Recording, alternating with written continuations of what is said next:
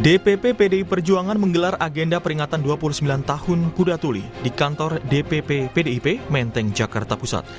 Dalam kesempatan acara itu, Ketua DPP PDI Perjuangan Ripka Ciptaning bilang ada pihak-pihak yang sengaja menargetkan agar suara PDIP di pemilu 2029 anjlok menjadi 7%. Meski enggan menyebutkan spesifik pihak yang dimaksud, Ripka menegaskan dengan situasi yang menekan PDIP itu, PDIP justru akan semakin kuat dan bangkit. Lihat aja kalau kita diginiin terus, ini akan menggelembung ya. Masa PDI Perjuangan tuh kayak gitu, kalau kita diintimidasi, dicurangi, diabaikan, itu akan terus mengkonsolidasi. Jadi mereka tuh salah hitung lawan kita ini, yang ya siapalah tanda kutip gitu. Itu pasti sudah ada yang deg-deg di belakang saya suruh ngerem.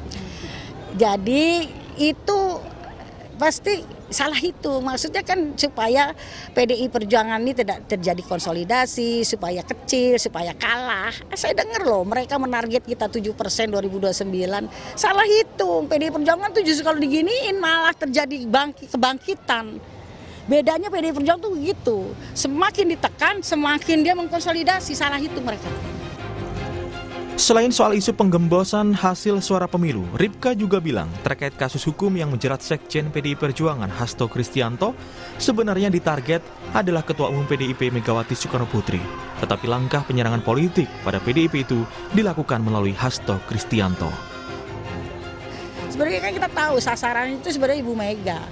Partai ini, Hasto itu kan sasaran antara. Dicari-cari salahnya, udah tahu dia tidak merintangi pemeriksaan ya, udah enggak. Kalau suap kan udah tahu Harun Masiku yang nyuap ke Wahyu, kok ini Hasto lagi sih?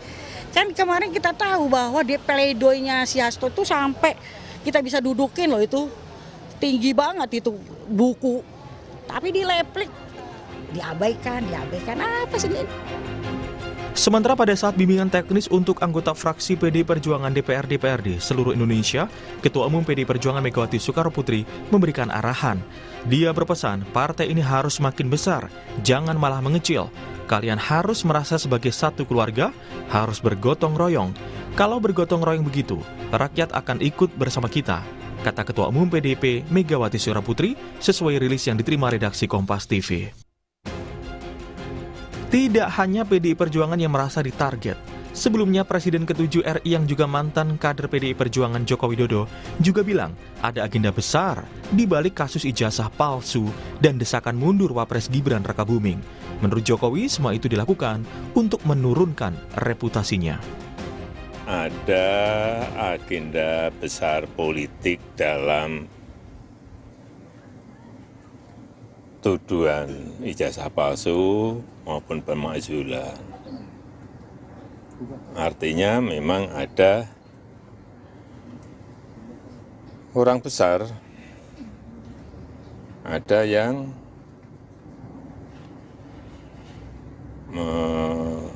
backup. Ya, semua sudah tahu.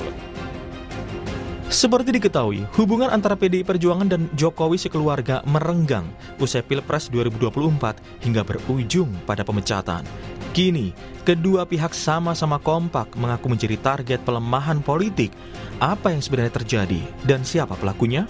Tim Liputan, Kompas TV.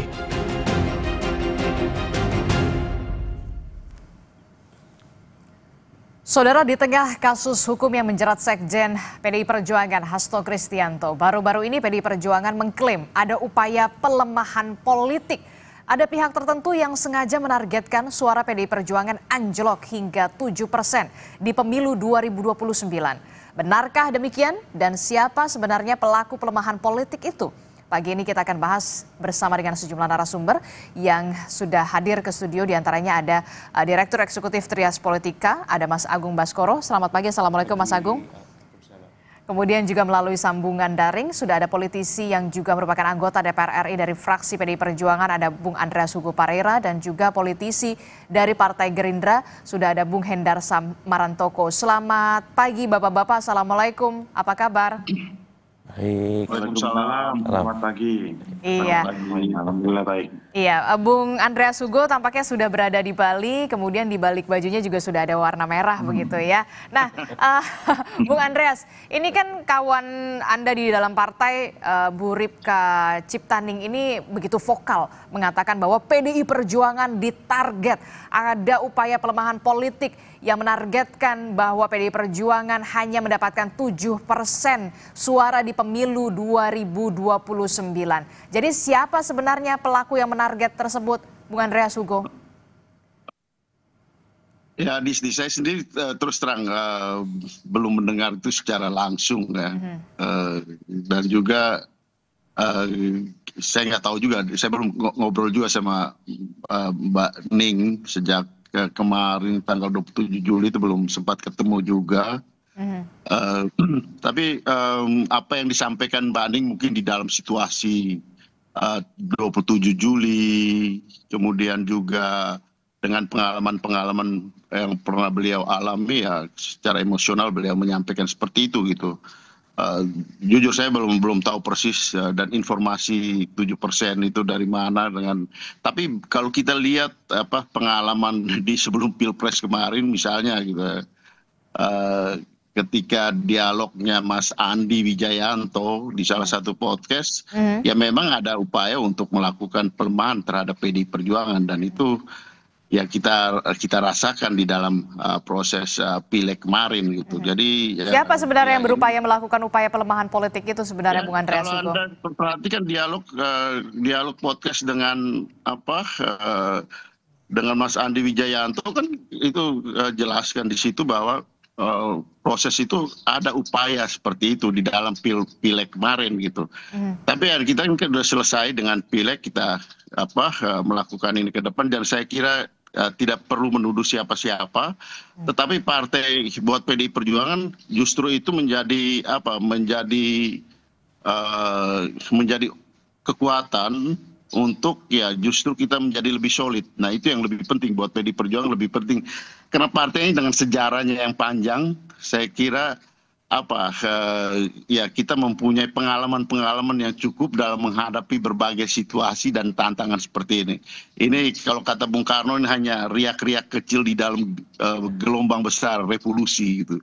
Jadi ya ini perjalanan partai politik seperti PDI Perjuangan ini kan dengan pengalaman yang begitu panjang, saya kira hal-hal seperti itu justru memperkuat, menyolidkan PDI Perjuangan sebagai ya suatu kekuatan politik, sebagai suatu partai politik yang juga di dalam sistem ya politik Indonesia kita bekerja secara demokratis, tidak dengan cara-cara yang otoritarian seperti itu. Oke, jadi Anda juga merasakan bersama dengan teman-teman PDI Perjuangan bahwa memang sudah ada upaya pelemahan politik, menargetkan atau membidik PDI Perjuangan yang kalau kata mengambil kutipan dari Bu Ripka Ciptaning bahwa yang sebenarnya ditarget tuh Bu Mega, tapi kenapa kemudian menyasarnya ke Bung Hasto begitu. Ini juga ada kaitannya. Saya nggak tahu persis apa itu pandangan dari Mbak Ripka Ciptaning, tetapi saya kira kami lebih bekerja sebagai organisasi bahwa ada upaya-upaya seperti itu kita anggap sebagai tantangan gitu.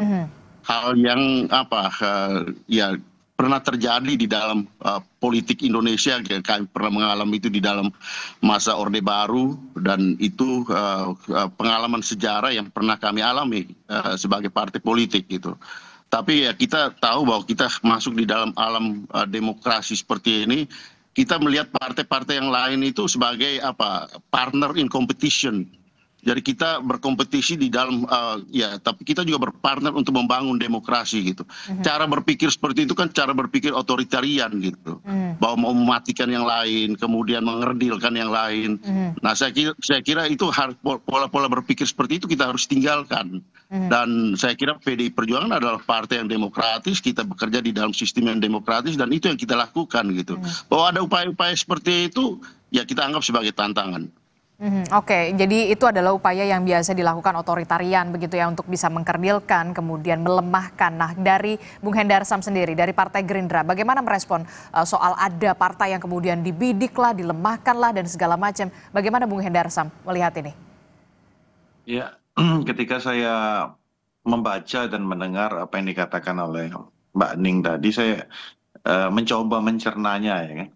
Mencoba mencernanya, mencari apakah ini memang relate dengan situasi yang ada pada saat ini atau tidak ya kan. Yang pertama tentunya pemilu masih sangat jauh.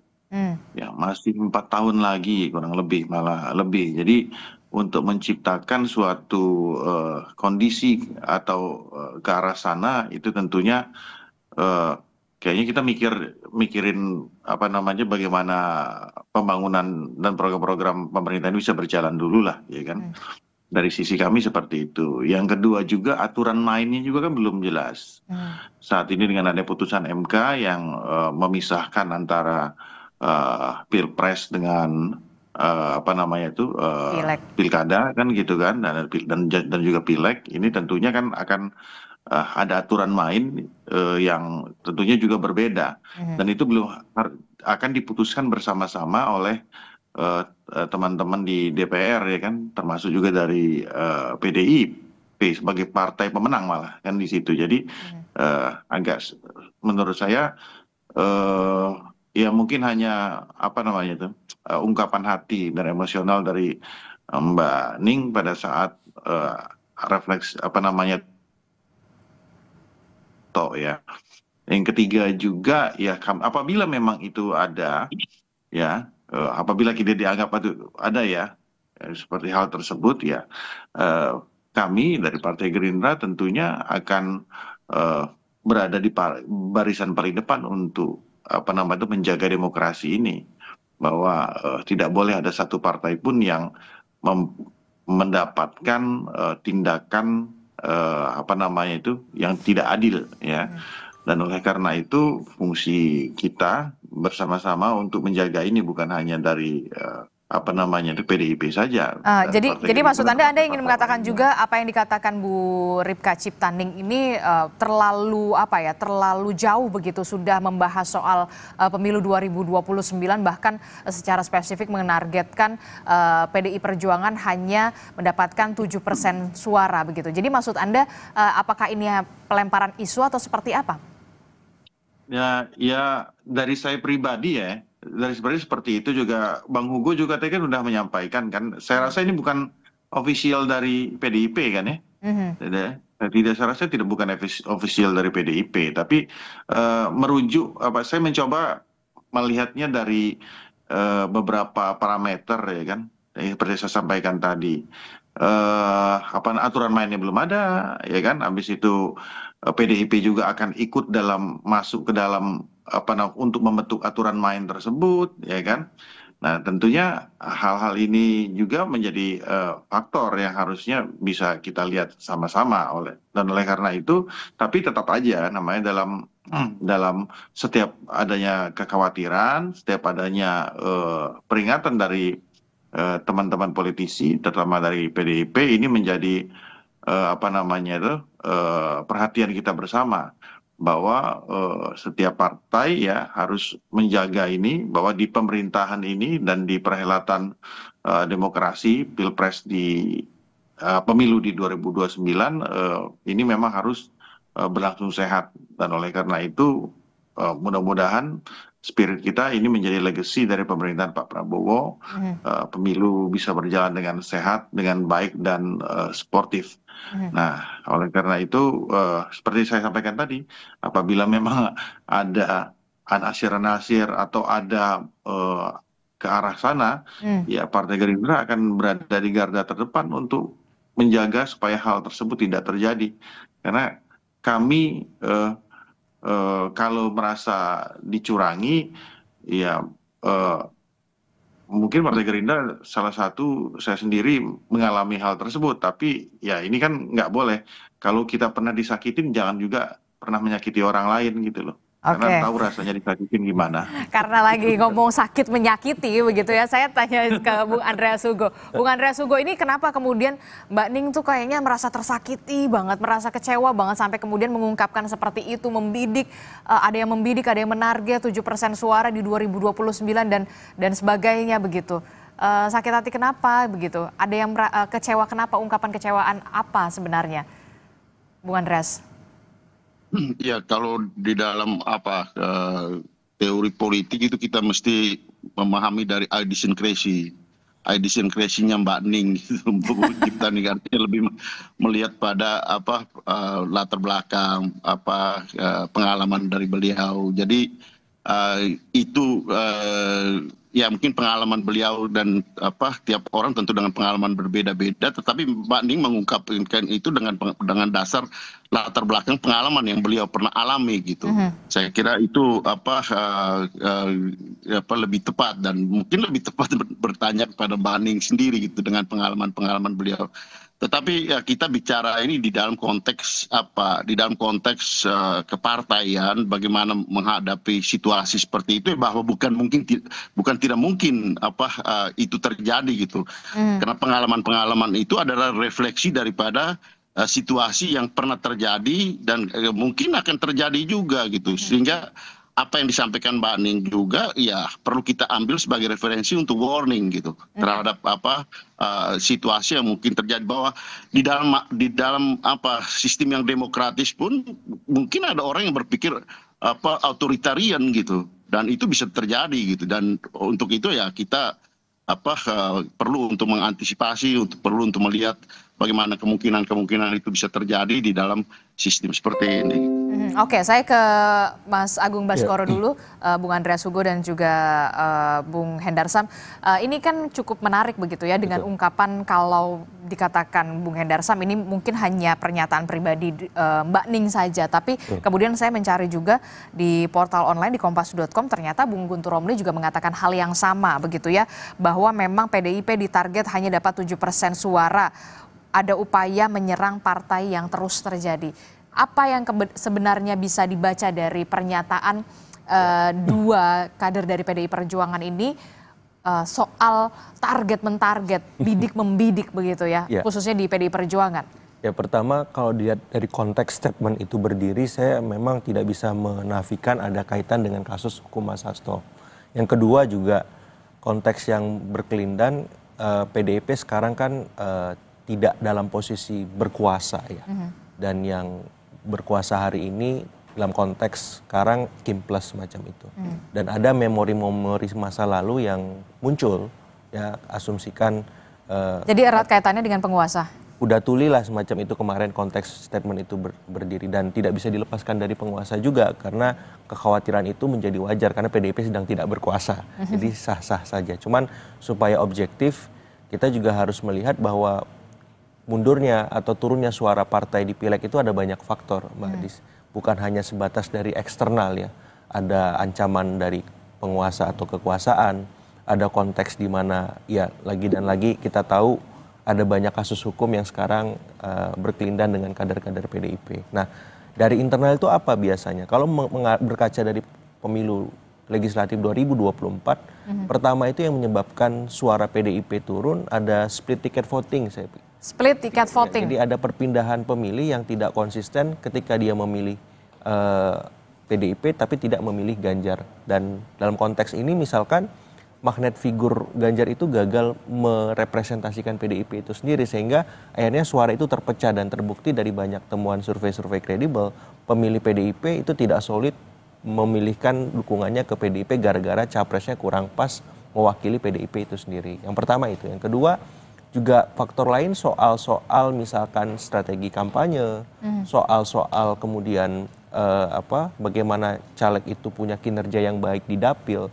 Jadi ada banyak faktor sebenarnya. Tapi kalau misalkan diarahkan satu faktor saja, menurut saya kurang pas juga gitu. Karena seakan-akan caleg-caleg ataupun alek-alek PDIP sudah perform semacam itu. Dan ini jadi masukan juga ke partai bagaimana kemudian ke depan mengkonsolidasikan semua kader agar kinerjanya optimal di dapil dan tidak dibajak dalam tanda petik, tergiur dengan godaan-godaan dari partai lain untuk dinaturalisasi. Anda melihat ada tren ke sana, ada tren naturalisasi dalam tanda kutip ya, begitu ya, atau pergantian partai begitu setelah 2025 ini, karena memang PDI Perjuangan dalam tanda kutip tidak lagi berkuasa. Mungkin saja, tapi kan PDIP ini partai kader. Kader-kadernya juga kader-kader yang sudah matang dan bertungkus lumus dengan ideologisasi banteng itu. Sehingga ketika ingin membujuk kader-kader yang sudah solid ini tidak mudah. Tapi sangat mungkin. Karena hari ini PDIP tidak berkuasa. Kemudian partai-partai yang ada di kekuasaan berupaya merayu karena susah mengalahkan di dapil. Yang paling mudah kan merayu dan menggoda mereka untuk pindah. Istilahnya ini big transfer, Mbak Adis. Ya transfer besar untuk membajak mega bintang semacam itu. Ya sah-sah saja asal proses yang dilakukan transparan dan tidak ada intimidasi apapun ya. Yang penting memang suka sama suka istilahnya, ada concern di sana, ya nggak ada masalah. Ini yang perlu dicegah oleh PDIP agar tidak terjadi migrasi massal dari alek-alek yang berkualitas di tiap dapil tidak pindah ke partai-partai yang berkuasa hari ini. Yang sedang berkuasa Betul. hari ini. Jadi kalau ada intimidasi ya wajar lah gitu. Ancaman semacam itu dalam setiap pemilu mesti ada. Sehingga untuk meminimalkan itu dengan ekosistem demokrasi yang seperti sekarang kayaknya agak susah. Kalau misalkan terstruktur sistematis dan masif kecurangannya, Mbak Adis. Karena memang semua mata melihat teknologi ada intervensi. Jadi kayaknya susah kalau misalkan itu dipaksakan. Memang ada tren penurunan, tapi saya melihat volatilitas suara partai-partai hari ini dalam konteks desain sistem kita paling banyak turunnya itu 3-4% saja. PDIP kemarin di 2024 turun 2,5%. Jadi kalau ada perubahan ya di angka 3-4% itu nggak sampai 7%. Itu hitungan kuantitatifnya. Kalau sampai 7% berarti kan ada sesuatu yang besar. Ya istilah kita bahasa MK terstruktur, sistematis dan masif kecurangannya, serangannya dan seterusnya. Tapi kan itu agak susah. Apalagi saya melihat karakter dari ya Presiden Prabowo yang ingin merangkul semua. Kayaknya kurang logis saja statement Mbak Ning tadi. Tapi wajar untuk dijadikan semacam sandaran bagi semua bahwa jangan coba-coba loh. Sekarang eranya keterbukaan, partisipasi luas masyarakat. Kalau coba-coba yang dirugikan yang mengancam itu sendiri seperti itu. Tapi apa yang jadi pertanyaan saya begini, apa maksud dari beberapa kader PDI Perjuangan tegas secara lugas mengatakan bahwa memang PDI Perjuangan ini lagi ditarget atau memang sudah ditarget, bahkan targetnya adalah anjlok 7% begitu, hanya memperoleh 7% di 2029. Apa yang kemudian? Ya ini preemptive statement ya. Preemptive statement. Ya jadi mencegah supaya tidak terjadi dan mengerem tren penurunan suara PDIP juga. Memastikan semua kader solid di internal sekaligus secara eksternal melibatkan publik untuk membantu PDIP yang sendirian di luar kekuasaan. Sehingga yang coba-coba mengancam ingin merealisasikan upaya itu berpikir berulang untuk membuat PDIP tadi suaranya turun. Karena yang dihadapi ini banteng yang memang sudah tangguh di setiap orde, di setiap masa. Sehingga kalau mau coba-coba ya bisa habis dalam tanda petik karena ada publik di sana, ada kader yang solid. Tapi juga ini kan dinamis perilaku pemilih. Nah, dalam tanda petik ya tadi kalau PDIP belum mampu memastikan caleg-caleg ataupun alek-aleknya nanti di 2029 solid ya, tidak tergoda dengan transfer besar, naturalisasi itu, ya mungkin saja bisa turun signifikan gitu, apalagi kalau godaannya sangat besar Mbak Adis ya, dan ancamannya sangat besar seperti kalau itu. Dibilang rumput tetangga selalu lebih hijau terlihatnya begitu ya. Nah itu yang nanti kita akan tanya juga ke Bung Andreas Hugo Parera dan juga Bung Hendarsam, benarkah apa yang dilakukan oleh Mbak Ning dan juga Bung Guntur Romli ini soal mentarget begitu ya, upaya pelemahan ini adalah bentuk dari preemptive statement dari PDI Perjuangan begitu ya, termasuk juga benarkah ada tren akan ada pergantian pemain begitu ya di menjelang 2029, tapi jangan dijawab dulu Bung Hendarsam dan juga Bung Andreas Hugo Parera, kita akan kembali usai jeda, tetap di Sapa Indonesia Pagi.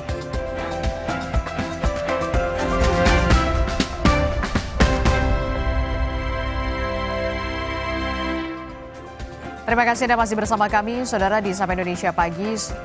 Masih membahas soal PDIP ditarget hanya mendapatkan bahkan anjlok suaranya di 2029 7%. Benarkah demikian? Dan siapa yang kemudian menarget PDI Perjuangan untuk dilemahkan? Kita masih membahasnya bersama dengan Mas Agung Baskoro, kemudian ada Bung Andreas Hugo Parera, kemudian juga ada Bung Hendarsam dari Partai Gerindra dan juga Bung Andreas Hugo dari PDI Perjuangan. Saya ke Bung Andreas Hugo dulu. Bung Andreas, tadi Mas Agung sebelum kita jeda mengatakan ini bentuk preemptive statement dari PDI Perjuangan mungkin begitu ya, supaya juga ada konsolidasi yang lebih apa ya, lebih solid lagi di internal, termasuk juga ingin mengkomunikasikan jangan main-main nih terhadap PDI Perjuangan. Kita bisa lebih dalam tanda kutip ya, lebih masif lagi pergerakannya begitu. Benarkah demikian? Anda setuju, Bung Andreas Hugo? Ya, tadi kan saya udah katakan bahwa ya bahasa lainnya itu warning lah, mengingatkan sesama kader, mengingat dan dengan bahasa yang lain apa yang disampaikan oleh Mas Agung Baskoro tadi preemptif, ya itu adalah pengertian yang kurang lebih sama lah gitu, dalam arti bahwa ini menjadi satu cara untuk ya juga PDI Perjuangan mengkonsolidasi diri menghadapi berbagai tantangan. Kenapa? Karena tadi yang saya katakan juga bahwa referensi pengalaman-pengalaman ya orang seperti Mbak Ning dan banyak kader-kader senior termasuk kami yang senior, ya pengalaman-pengalaman sebelum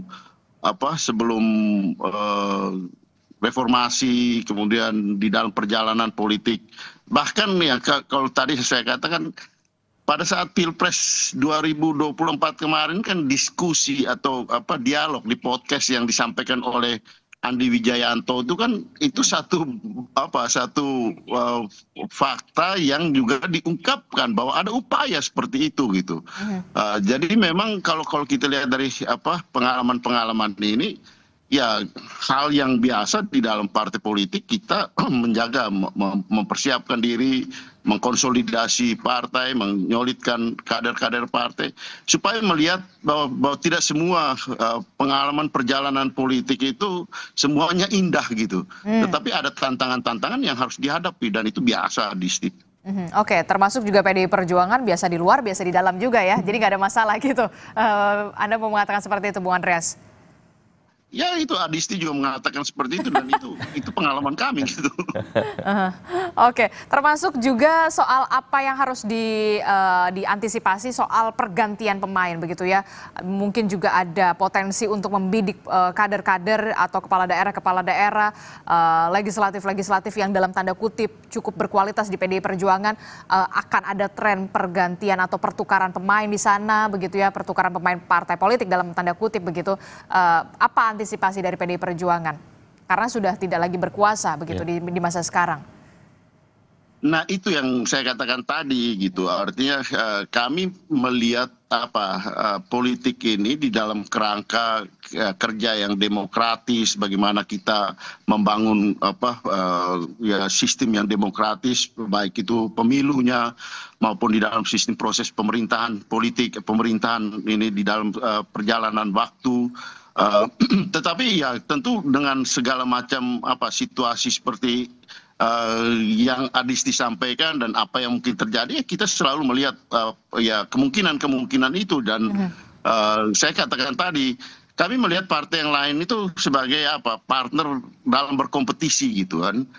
Kita berkompetisi tapi kita juga berpartner untuk membangun Indonesia yang lebih baik, membangun sistem yang demokratis ini gitu. Tetapi ya bagaimana bahwa di dalam sistem yang demokratis ini juga mungkin ada yang berpikir dengan cara berpikir yang otoritarian yang ya tentu ya kita itu adalah tantangan dan bagaimana kita menghadapi itu gitu. Jadi ini hal yang di politik itu tidak semuanya manis dan indah, bukan tidak kita ada di dalam surga yang kemudian hanya untuk dinikmati, tapi bagaimana kita bekerja dan berjuang gitu. Makanya namanya PDI Perjuangan, Adisti. Oke, baik, namanya PDI Perjuangan ya, bukan diperjuangkan begitu ya. Oke, saya ke Bung Hendarsam. Bung Hendarsam, tadi kalau kata Mas Agung mengatakan mungkin ini jadi upaya atau bentuk kekhawatiran PDI Perjuangan terhadap penguasa. Bagaimana kemudian Anda merespon ini, melihat ini? Penguasa itu yang mana juga, kita di DPR juga nggak berkuasa, pasal kita partai ketiga, cuma nomor 3 gitu ya, di bawah PDIP dan di bawah Golkar kan gitu kan. Presidennya iya gitu, tapi dari sisi parlementer kita partai ketiga tidak bisa mendominasi juga di sana apalagi dinamika yang terjadi di DPR ya, Bang Hugo tahu sendirilah ya kan, nggak ada yang bisa saling tidak ada yang bisa mendominasi ya, semua tentunya mempunyai suara yang sama, bahkan PDIP tercatat sebagai ketua DPR saat ini, partai terbesar kursinya di sana. Jadi teman-teman dari PDIP tentunya bisa memungkinkan untuk mendrive ini ya kan, berpotensi untuk mendrive ini ke arah yang lebih baik ya kan, menguntungkan semua pihak dibanding kami dari Gerindra malahan kan kayak gitu ya, karena dominannya posisi PDIP dan teman-teman PDIP yang sudah sangat berpengalaman dan vokal di DPR kan, tentunya sangat-sangat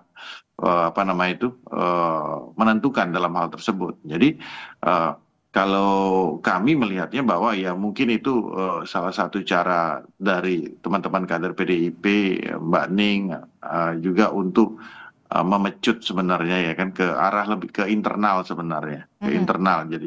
Jadi refleksi kami juga bahwa kami juga harus hati-hati juga, jangan sampai juga nanti kami yang dicurangin malah. Jadi merasa ditarget juga gitu maksudnya. Iya, biasa dicurangin nggak bisa nyurangin, jadi nggak ngerti caranya nyurangin itu gimana gitu loh. Oke, saya ke Mas Agung. Kita bicara, maksudnya gini kan, Adis, maksud saya kan gini kan, harusnya kan kalau secara ngelihat yang kemarin ya kan, ngelihat hasil pemilu kemarin kan harusnya linier kan ya, Gerindra dan Pak Prabowo itu harusnya linier gitu loh ya kan, di mana-mana kayak gitu. Ini kan pemenangnya Pak Prabowo ya kan, ketua tapi penguasa parlemennya tetap PDI Perjuangan begitu ya? Iya kok. Ya makanya disolidkan begitu PDI Perjuangan dan Gerindra gitu ya, biar makin. Oke, saya ke Mas. Kita dongkol juga gitu loh. Ini harusnya kan rumusnya nggak gitu loh ya kan. Tapi kita tahu sebenarnya gitu, kita juga dicurangi juga gitu. Dikerjain juga ya, cuma ya udahlah ya kan, jadi refleksi ke dalam aja kalau gitu. Oke, baik. Bagaimana kita untuk ke depan minimal kita nggak dicurangin lah, karena kalau kita nyurangin sakitnya di sini gitu. Mas Agung gimana? Iya, menarik statement Bang Hendar Sam ini, karena Gerindra merasa dalam tanda petik kemarin dimainkan, dicurangi semacam itu, dan ini bisa jadi pembelajaran juga di 2029. Tapi begini, ada pola, nggak tahu pola ini apakah bisa ajak atau tidak. Setiap periode kedua partai pemenang itu kemudian bisa memenangkan presiden, itu kemungkinan dia menjadi pemenang di pemilu berikutnya sangat besar. Ambil contoh di 2009, Demokrat mengajukan Pak SBY sebagai presiden, Demokrat menjadi juaranya Pileg. Kemudian di periode kedua, Pak Jokowi bersama PDIP, PDIP-nya jawara Pileg. Nah, Gerindra ini terancam juara satu dan mengancam PDIP untuk bisa memenangkan pertarungan Pileg di 2029. Ketika misalkan Pak Prabowo maju di term kedua, dan kemudian potensi Gerindra untuk mengalahkan PDIP menjadi jawara sangat besar, seperti itu. Itu yang pertama. Yang kedua, saya melihat juga PDIP ataupun Gerindra dan partai lain memang harus mempersiapkan 2029 dari sekarang. Pertama, dalam konteks Pilpres mencari capres yang berkualitas untuk misalkan melawan Pak Prabowo. Artinya mau nggak mau PDIP harus punya capres. Dari sekarang, berjuang dari sekarang. Mempersiapkan. Karena yang dihadapi ini koalisi besar kan. Koalisi besar, betul. Yang kedua di Pileg, PDIP harus mempersiapkan caleg-caleg berkualitas di semua dapil. Minimal mempertahankan alek-alek yang sudah terpilih sekarang. Karena di sisi seberang itu pasti akan menyiapkan caleg-caleg yang lebih berkualitas, lebih baik dan seterusnya, supaya bisa melawan alek-alek PDIP yang sudah teruji tadi. Nah, yang ketiga memastikan penyelenggara, supaya penyelenggara ini ya bisa profesional, bisa proporsional. Nah, yang keempat publiknya nih. Publik harus terus dididik, dan dalam konteks ini tugas PDIP lebih berat. Karena publiklah sekarang teman atau rakyatlah yang bisa diajak berkoalisi dengan PDIP secara terus-menerus, karena di seberang sana koalisinya sudah besar, sudah super kuat semacam itu, dan ketika mendidik publik ini ya butuh kesabaran revolusioner kalau kata Bu Mega semacam itu untuk terus disadarkan, untuk terus dilibatkan dalam proses kita bernegara setiap harinya seperti itu. Oke.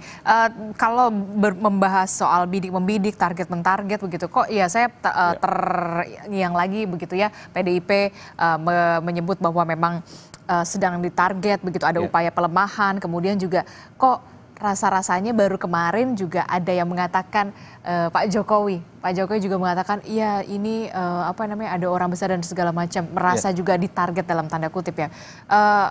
Apa yang bisa Anda baca dari sini? Kok PDI Perjuangan tampaknya dan Pak Jokowi juga lagi sama-sama nih merasa ditarget atau dibidik?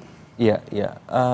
Ini mungkin untuk menyentuh para pemilih-pemilih yang sifatnya emosional, irasional, yang terpapar dalam kategorisasi diidentifikasi sebagai pemilih-pemilih psikologis.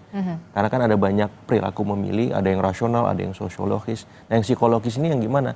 Yang perasaannya disentuh, yang emosinya dilibatkan oleh para elit kita, dan baik Pak Jokowi, Mbak Ning, ataupun elit yang lain berupaya membuat ada semacam situasi di mana mereka itu termasuk dizolimi semacam itu. Dan publik kita yang semi irasional tadi mudah tersentuh, mudah terlibat, mudah kasihan, dan ketika itu berhasil diraih dalam persepsi dan imajinasi mereka, top of mind semacam itu, ya akan dengan mudah diarahkan ke tokoh tertentu, partai tertentu untuk bisa dalam tanda petik memenangkan minimal wacana yang berlangsung atau suara ketika nanti pemilihan semacam itu. Dan itu sah-sah saja asal jangan lebay, asal jangan lebay ya. Asal juga jangan overthinking juga. Saya diancam nih, kok diancam terus? Nah itu kan nggak bagus juga. Akhirnya ya nggak sehat buat kesehatan jiwanya, buat kesehatan kader-kader yang lain, orang itu sendiri yang overthinking,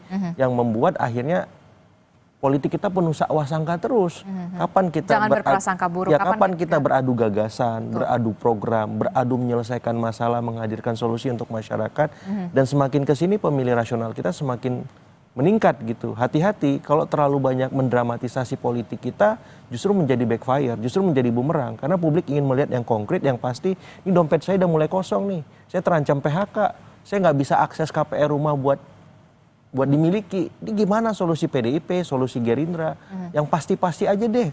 Nggak mau digantung begini terus perasaan saya dengan dramatisasi politik misal. Dan jangan mendramatisasi politik itu kemudian udah nggak laku dalam tanda kutip menurut Anda? Masih relevan, tapi semakin kesini tren perilaku pemilih kan berubah. Ini Gen Z milenial loh, orang kritis, terpapar informasi, terlibat dengan teknologi sangat intensif sebagai digital native.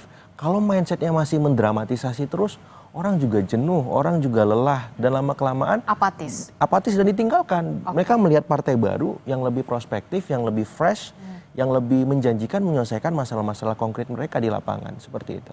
Oke, menarik sekali. Terakhir saya mau ke Bung Andreas Hugo dan juga Bung Hendar Sam. Saya ke Bung Andreas dulu. Bung Andreas ini kan lagi di Bali, kemudian kita tahu ada kongres nanti yang dilakukan juga di Bali, PDI Perjuangan begitu ya. Akan ada perubahan struktur juga atau seperti apa di PDI Perjuangan yang kita tahu kemarin kan Sekjen Anda, Hasto Kristianto memang sudah jatuh vonis begitu, sudah inkrah begitu. Apa yang kemudian nanti akan dibahas dalam Kongres PDI Perjuangan? Perubahan struktur termasuk juga ke depannya akan seperti apa? Apakah juga nanti ini di internal saja ataukah kemudian juga mengundang dari partai sebelah Gerindra juga diundang atau seperti apa? Bung Andreas Hugo. Ini ganti topik Adisti. Gimana? Pertanyaan terakhir ganti singkat topik saja. Ganti topik katanya. Ganti topik. Kok ganti topik? Tadi nanya tuh sekjennya siapa gitu. Iya, itu maksud saya. Apakah itu juga dibahas juga di kongres nanti? Kan termasuk soal kesulitan kan? Iya. Mau ganti topik. Supaya nggak target 7% itu tidak terlaksana atau tidak terwujud begitu kan?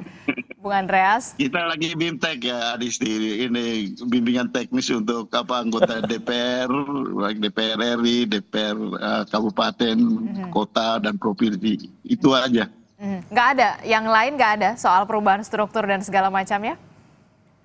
Ya nanti kita lihatlah nanti.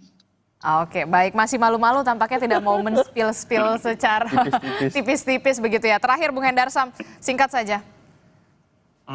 Ya bahwa apa yang satu ya saya ngulang lagi ya masih sangat jauh, masih 4 tahun lagi. Ya, habis itu juga instrumen apa namanya aturan mainnya juga masih belum jelas gara-gara MK ini kita semua pusing juga kan gitu ya. Putusan MK itu memisahkan antara apa nama itu Pemilu lokal apa dan namanya nasional. lokal dan pusat itu bagaimana habis itu saya sendiri sebagai orang hukum mencari rekayasa konstitusinya apalagi mau direkayasa lagi gitu. Aduh, jadi dengan waktu yang begitu mepet seperti ini belum lagi juga hal-hal lain ya kalau tren putusan MK itu sendiri saat ini sudah bagaimana banyak sekali apa nama itu kewenangan-kewenangan daripada Bawaslu itu diambil alih oleh MK. Ya kan itu jadi faktor yang tentunya nggak bisa unpredictable, semua ini unpredictable semua buat kita. Jadi itu menjadi apa namanya itu warning juga bagi kami sendiri bahwa akhirnya kita mikir juga jangan-jangan Gerindra ini ke depan mau dicurangin juga kan gitu kan. Tapi ya udahlah biar jadi introspeksi kita bersama kita. Loh kan udah jelas kita jangan berprasangka buruk dulu begitu ya. Yang penting Ya, usaha iya, dulu. makanya Namanya kan juga maksudnya, usaha. Nanti nah, usaha iya. tidak akan mengkhianati hasil lah. Nanti kita akan lihat bagaimana ke depannya. Terima kasih Bung Iya. Hendar Sam telah bergabung bersama kami dari Partai Gerindra. Kemudian ada Bung Andreas Hugo dari PDI Perjuangan. Nanti di WhatsApp aja nih kalau gitu ya. Nanti soal struktur yang barunya begitu ya Bung Andreas Hugo. Terima kasih Mas Sama-sama. Agung telah bergabung bersama kami. Sehat selalu Bapak-bapak. Assalamualaikum. Selamat pagi. Ya. Salam.